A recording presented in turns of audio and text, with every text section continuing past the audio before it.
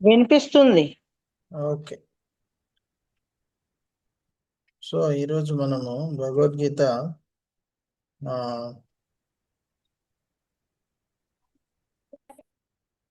2వ అధ్యాయంలో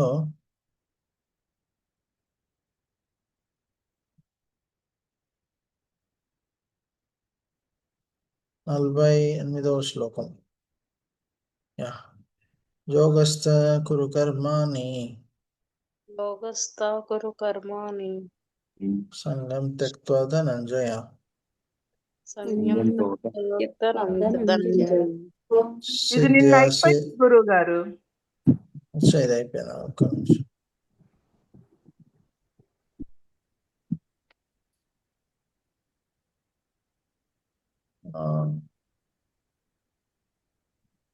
అయిపోయిందా? షూర్.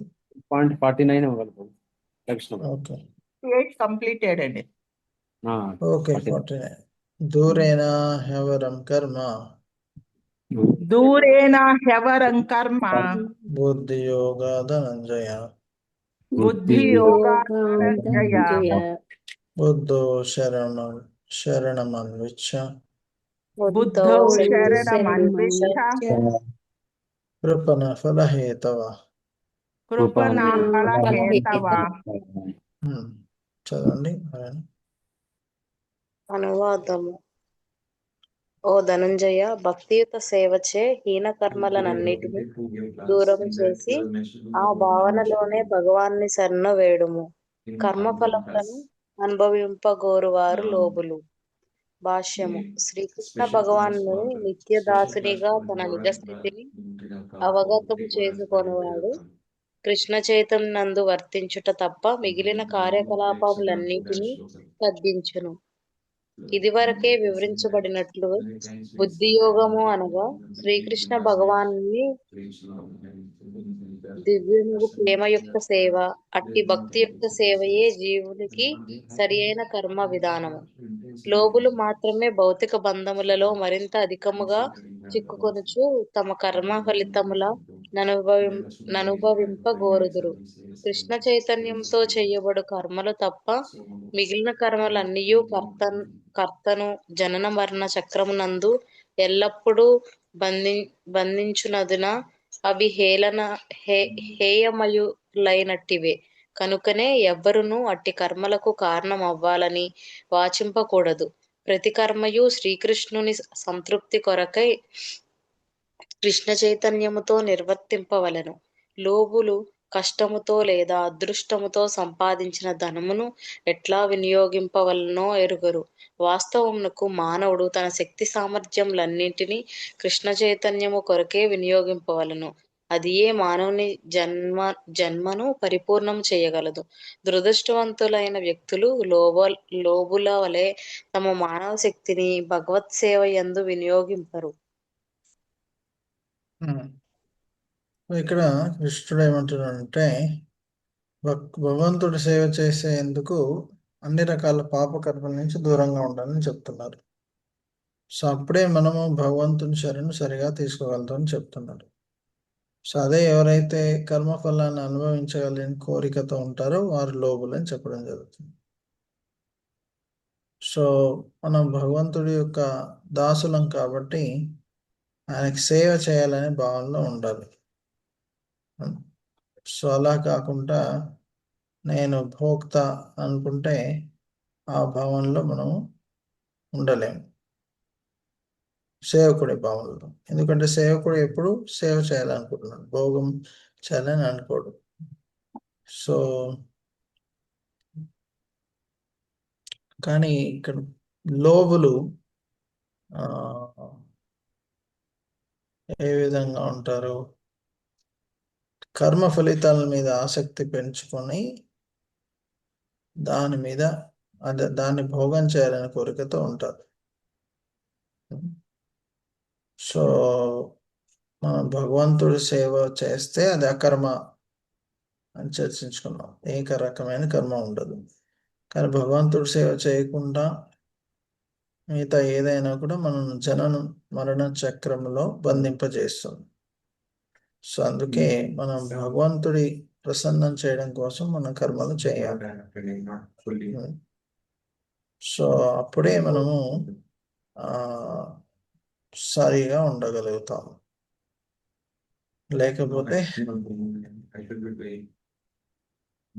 లేకపోతే ఏం జరుగుతుంది? సో ఇక్కడ చెప్పినట్టు మనం కర్మబంధంలో బంధింపబడి ఉంటాం. Next that we have so much energy that in real life why introduces. He told some reasons and he said I'm going to discuss with him, but he said different things. బుద్ధియుక్తో జహాతిహ బుద్ధియుక్తో జహాతిహ ఉభే సుకృత దుష్కృతే ఉభే సుకృత దుష్కృతే తస్మాద్యోగాయ యజస్వ తస్మాద్యోగాయ యజ్ఞస్వ యోగ కర్మసు కౌశలం. యోగ కర్మసు కౌశలం. హరే కృష్ణ గురుగారు. భక్తియుక్త సేవలో నిమగ్నమైన వ్యక్తి ఈ జన్మలోనే శుభ ఫలములు అశుభ ఫలములు రెండింటి నుండి విముక్తుడవుతాడు. కనుక సకల కర్మలలోని నేర్పు అయినట్టు యోగం కొరకే ప్రయత్నించు. భాష్యం: అనంత కాలము నుండి ప్రతి జీవుడు నానా రకాల శుభ అశుభ కర్మ ఫలాలను ప్రోగు చేసుకున్నాడు. నిజానికి తన నిజమైన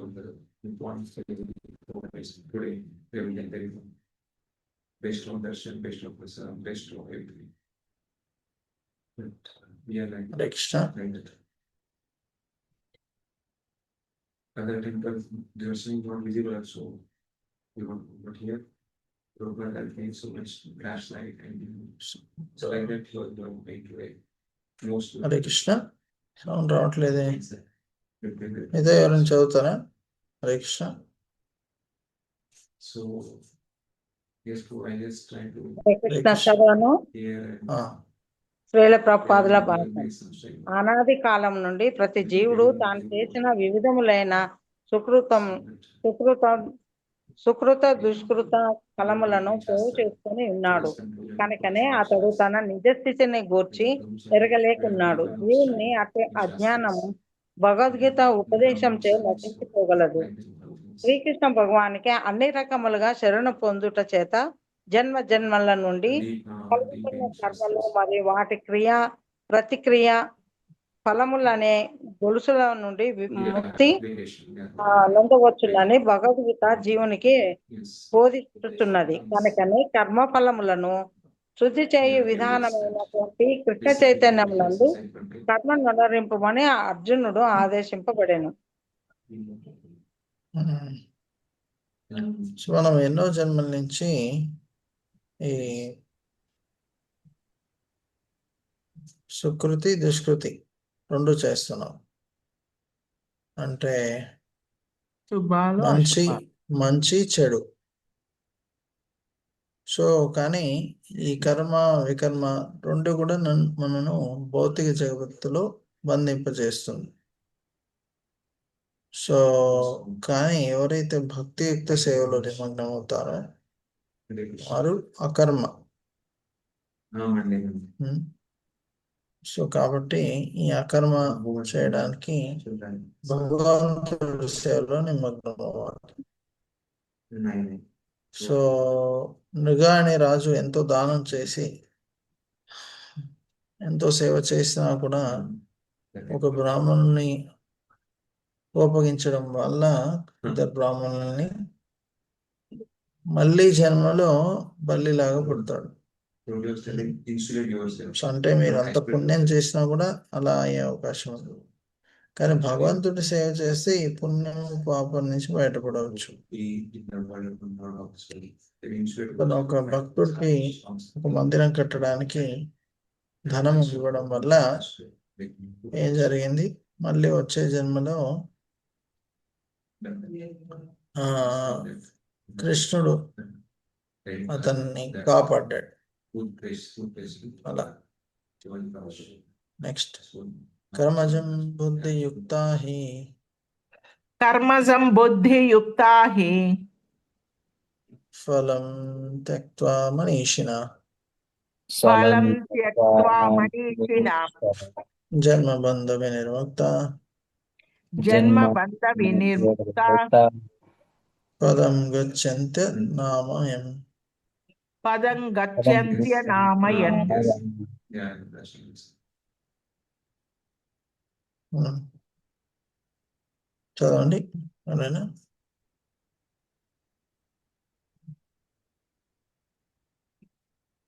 హరే కృష్ణ అండి.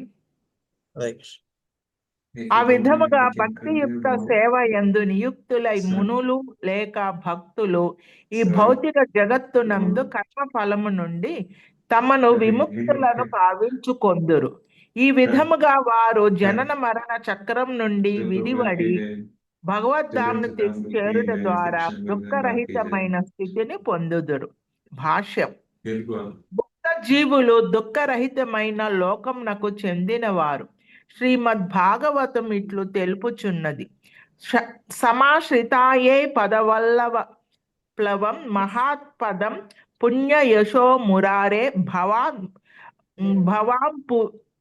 భవాంపుధి ఇర్వత్సపదం పరం పదం పదం పదం యద్విపదాం న తేషాం. భౌతిక సృష్టికి శరణ్యుడు మరియు ముక్తినిచ్చువాడు లేక ముకుందునిగా ప్రసిద్ధి నొందినవాడు అగు భగవానుని పాద పద్మములనడి నౌకను ఆశ్రయించిన వానికి సంసార సాగరము గోవత్స అంటే ఆవు దూడ పాదముద్ర ఎందలి జలము కాగలదు. పరమ పదము లేదా భౌతిక దుఃఖరహితమైన ప్రదేశము లేక వైకుంఠమే ఆ భక్తునికి గమ్యస్థానం. అంతేగాని అడుగడుగున అపాయములు ఎరుగు అన్యస్థానం కాదు. ఈ భౌతిక జగత్తు అడుగడుగున అపాయంతో నిండిన దుఃఖపూరితమైన ప్రదేశమని అజ్ఞాన వశమున మానవుడు గుర్తింపజాలడు. అట్టి అజ్ఞానం చేతనే బుద్ధిహీనులు కామ్య కర్మల ద్వారా తమ స్థితిని చక్కబరచుకొనుటకు యత్నించుదురు. అట్టి కర్మ ఫలములు తమకు ఆనందమును కలిగింపవచ్చునని కూడా వారు భావింతురు. కానీ విశ్వంనందు ఎక్కడ ఏ విధమైన భౌతిక శరీరం కూడా దుఃఖరహితమైన జన్మను కలిగింపలేదని వారెరుగరు. ఈ విశ్వమంతటను జన్మము, మృత్యువు, వృద్ధాపము, వ్యాధి అనేది 4 రకాల దుఃఖములు వ్యాపించి ఉన్నవి. కానీ భగవాన్ని నిత్య సేవకుడు నన్ను తన నిజ రూప స్థితిని అవగతం చేసుకొనినవాడు దేవాది దేవుని స్థితిని ఎరిగి అతని భక్తియుక్త సేవ యందు నియుక్తుడగును. తత్ఫలితముగా అతడు భౌతికమైనట్టి దుఃఖపూరిత జీవితమునకు గాని కాలం మరియు మరణముల ప్రభావం గాని లేనటువంటి వైకుంఠ లోకం నందు ప్రవేశించుటకు అర్హుడవుచున్నాడు. వాస్తవమునకు తన నిజస్థితిని ఎరుగుట అనగా భగవాన్ని పరమోన్నత స్థితిని ఎరుగుటయే. జీవుని స్థితి మరియు భగవాన్ని స్థితి సమానం లేనని తప్పుగా భావించేవాడు అంధకారం నందున్నట్టివాడు కనుక అట్టవాడు భగవాన్ని భక్తియుక్త సేవ ఎందు ఎన్నడూనూ నెలకొనజాలడు. అట్టివాడు తనకు తానే భగవానుడని భావిస్తూ జన్మ మృత్యు పరంపరకు మార్గం నేర్పరచుకొనును. కానీ సేవయే తన నిజ స్థితి అని ఎరిగిన వాడు శ్రీకృష్ణ భగవాన్ని సేవకు అంకితుడై శీఘ్రమే వైకుంఠ లోకములను పొందుటకు అర్హుడవుచున్నాడు. భగవాన్ని కొరకు సేవ చేయుటయే కర్మయోగం లేక బుద్ధి యోగం అనబడును. స్పష్టంగా చెప్పవలెనన్న అదే భగవానుని పట్ల భక్తియుక్త సేవ అనబడును. హరే కృష్ణ అండి. హరే కృష్ణ. భక్తియుక్త సేవలో నిమగ్నకు అన్ని రకాల కర్మఫలం నుంచి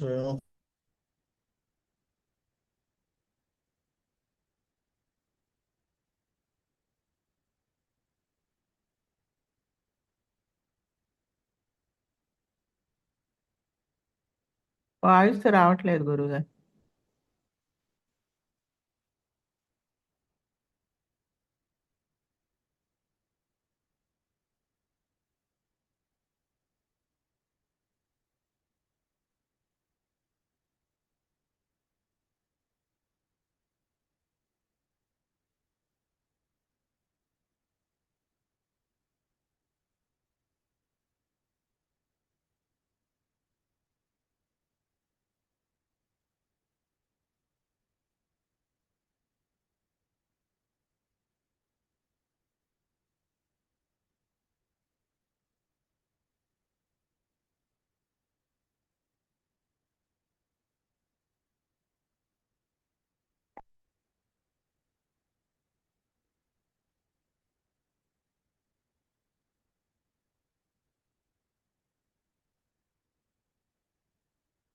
ఇంటర్నెట్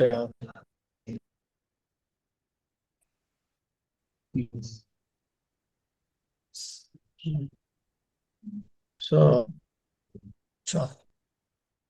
ఇంటర్నెట్ కనెక్షన్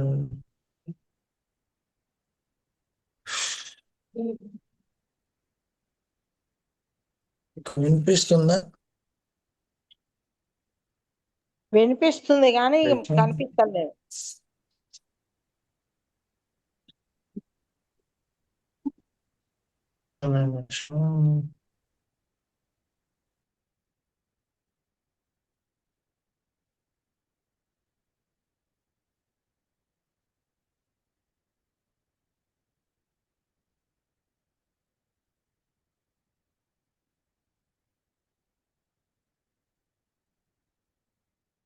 అసలు వినిపించట్లేదు గురువు గారు, ఏం కనిపించట్లేదు స్క్రీన్ కూడా.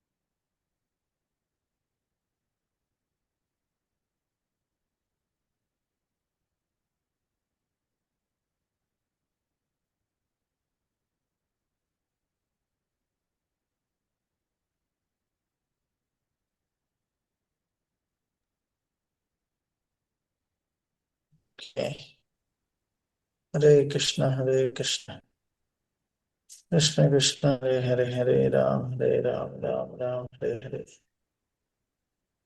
ఇప్పుడు వినిపిస్తుందా? ఇప్పుడు వస్తుందండి, కానీ స్క్రీన్ ఏం కనిపించట్లేదు గురువు గారు. స్క్రీన్ అది సరే, నో ప్రాబ్లం. ఇది కొంచెం ఎక్స్ప్లెయిన్ చేసి ఎండ్ చేద్దాం. ఇప్పుడే మీ వాయిస్ సో వినపడుతుంది. ఇక్కడ